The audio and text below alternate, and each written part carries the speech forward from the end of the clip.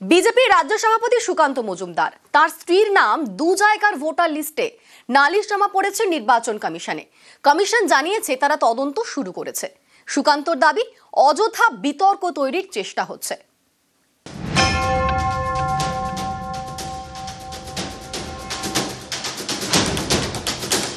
কোয়েল চৌধুরী সুকান্ত মজুমদারের স্ত্রী, কেন্দ্রীয় মন্ত্রী, পশ্চিমবঙ্গে বিজেপি রাজ্য সভাপতি সুকান্ত মজুমদার তার স্ত্রী কোয়েল চৌধুরী, তার নাম দুই জায়গায় ভোটার লিস্টে।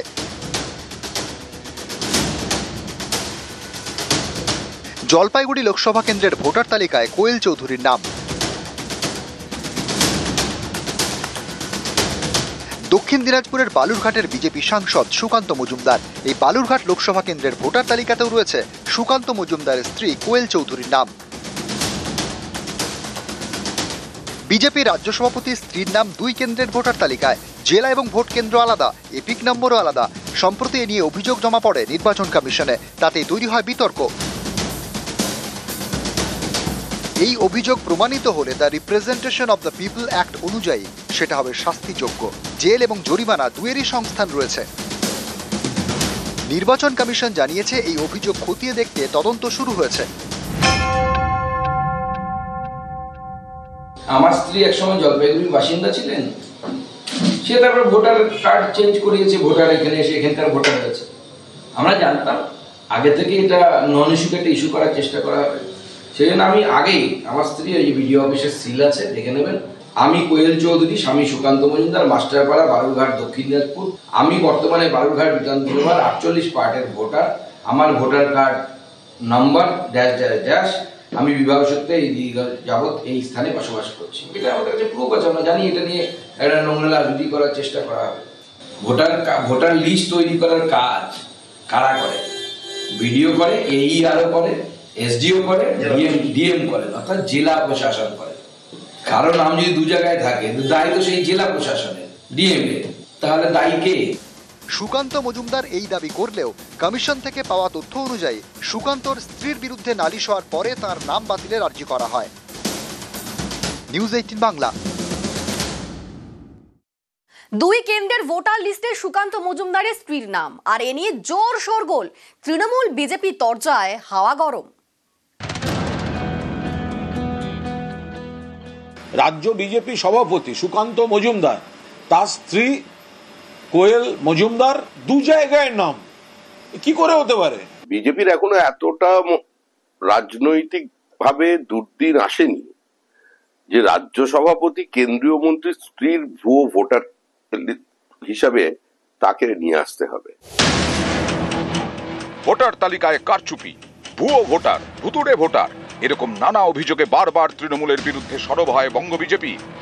এবার তাদেরই রাজ্য সভাপতির স্ত্রীর নাম দুই কেন্দ্রের ভোটার লিস্টে, জলপাইগুড়ি এবং বালুরঘাট। এই দুই লোকসভা কেন্দ্রের ভোটার লিস্টে কোয়েল চৌধুরীর নাম। এ নিয়ে সুর চড়াতে দেরি করেনি তৃণমূল, পাল্টা জবাব দিয়েছে বিজেপি। রাজ্য বিজেপি সভাপতি সুকান্ত মজুমদার তার স্ত্রী কোয়েল মজুমদার দু জায়গায় নাম, কি করে হতে পারে? আমরা তো বারবার বলছি বিজেপি রয়েছে এই ভুয়ো ভোটার তালিকায় জালিয়াতি, দু জায়গায় নাম তোলা, অন্য রাজ্যের লোকদের এ রাজ্যে ঢুকিয়ে দেওয়া, এগুলো তো বারবার করছে। আর এই কেন্দ্রের নির্বাচন কমিশনকে কাজে লাগিয়ে অন্য জায়গার ভোটার বাংলায় ঢোকাচ্ছেন, এখানে সমস্ত কারচুপি করছেন, নিজের স্ত্রীর নাম পর্যন্ত দু জায়গায় ঢুকিয়ে রেখে দিয়েছেন। যথাযথ ব্যবস্থা হওয়া উচিত। আমরা তো চাই ত্রুটিমুক্ত ভোটার লিস্ট নিয়ে নির্বাচন হোক। অতীতেও এই ধরনের অনেক ঘটনা দেখা গেছে।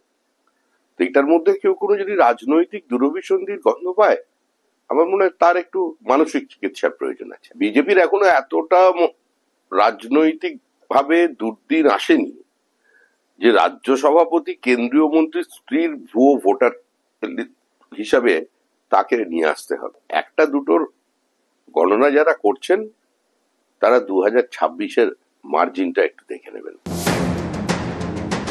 26-এ বিধানসভা ভোট, 25-এই রাজ্যের হাওয়া গরম। বড় ইস্যু ভোটার তালিকায় কারচুপির অভিযোগ। বাংলার লোক যাতে ভোট দিতে না পারে, একই এপিক নাম্বারে বাংলার ভোটারের যেখানে নাম আছে সেখানে হরিয়ানা, পাঞ্জাব, রাজস্থান, বিহার সব নাম ঢুকিয়েছে। মনে রাখবেন, আমরা 26 দিন অনশন করতে পারলে ইলেকশন কমিশনকেও গণতন্ত্র ফিরিয়ে দেওয়ার দাবিতে আমরা কিন্তু ওখানে ধর্ণা দিনের পর দিন দিতে পারি। ইলেকটোরাল রোল তা তৈরি করে হচ্ছে CEO, chief electoral officer. Chief electoral officer নিয়োগ কিভাবে হয়? মুখ্যমন্ত্রী মমতা বন্দ্যোপাধ্যায় 3 জন আইএস অফিসারের নাম পাঠান, তাদের মধ্যে থেকে কেন্দ্রীয় নির্বাচন কমিশনকে কোনো একটি নাম সিলেক্ট করতে হয়। তারা কাজ করে, কাজ করান কাদেরকে দিয়ে? ডিএমকে দিয়ে, বিডিও, এসডিও, তাদের কথা নাই বললাম। তারা ভোটার লিস্ট তৈরি করে। অর্থাৎ পশ্চিমবঙ্গের ভোটার লিস্টে যদি কোনো গড়বড় হয়, তার সব থেকে বড় দায়িত্ব রাজ্য সরকারের। এই গরম হাওয়ার মাঝেই নয়া বিতর্ক। বিজেপি রাজ্য সভাপতির স্ত্রীর নাম 2 কেন্দ্রের ভোটার তালিকায়। এ নিয়ে সুর চড়াচ্ছে তৃণমূল। পাল্টা সুকান্ত মজুমদারের দাবি, ঠিকানা বদলের জেরেই এরকম হয়েছে। এ নিয়ে অযথা বিতর্ক তৈরির চেষ্টা হচ্ছে। নিউজ 18 বাংলা। কামারহাটির একসময় ত্রাস জয়ন্ত সিং, তার বাড়ি ভাঙা নিয়ে এবার কামারহাটি পুরসভাকে ভর্ৎসনা করল কলকাতা হাইকোর্ট। 4 তলা বাড়ি ভাঙতে বাড়তি সময় চেয়ে আবেদন করে কামারহাটি পুরসভা, যা খারিজ করে দেন বিচারপতি গৌরাঙ্গ কান্ত। কামারহাটি পুরসভাকে ভর্ৎসনা করে তিনি বলেন, আগে 2 তলা ভাঙুন, তারপর বাড়তি সময়ের জন্য আবেদন করবেন।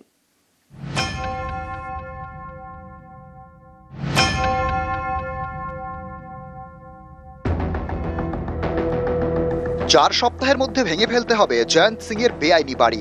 গত সোমবার কামারহাটি পুরসভাকে নির্দেশ দেয় কলকাতা হাইকোর্ট। 4 তলা বাড়ি ভাঙতে বাড়তি সময় চায় পুরসভা। কারণ হিসেবে তাদের বক্তব্য, বিশাল 4 তলা বাড়ি ভাঙার মতো নাকি পরিকাঠামো কামারহাটি পুরসভার নেই। এ নিয়ে তারা কলকাতা হাইকোর্টে আবেদনও করে। বৃহস্পতিবার শুনানি হয়। কামারহাটি পুরসভাকে ভৎসনা করে বিচারপতি গৌরাঙ্গ কান্ত বলেন, আগে কিছু পদক্ষেপ করুন, অন্তত 2 তলা ভেঙে আসুন, তারপর বলুন ভাঙতে আরো 2 সপ্তাহ সময় লাগবে। আদালতকে দেখান আপনারা অবৈধ নির্মাণ ভাঙতে উদ্যোগী হয়েছেন, তারপরে বাড়তি সময় চেয়ে আবেদন করবেন। কোর্ট তিনি যার নির্দেশ দেবেন সেই নির্দেশ মতোই আমাদের চলতে হবে বা সেই নির্দেশ মতো কাজ করব।